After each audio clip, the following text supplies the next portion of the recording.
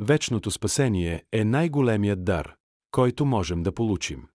То не е нещо, което сами сме изработили, а победа, която Исус Христос вече спечели за нас.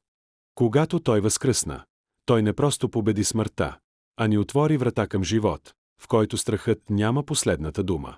Да вярваме в нашия мощен Спасител означава да знаем, че всяка наша битка вече е спечелена. Неговата победа е наша победа. Смъртта няма власт, грехът няма власт и отчаянието няма власт над нас. Това спасение ни дава сигурност за вечността, но и сила за днешния ден. Не сме сами, не сме победени и не сме забравени.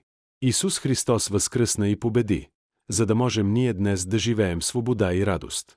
Нека тази истина изпълва сърцата ни с мир, защото нашият Бог е по-силен от всяко изпитание.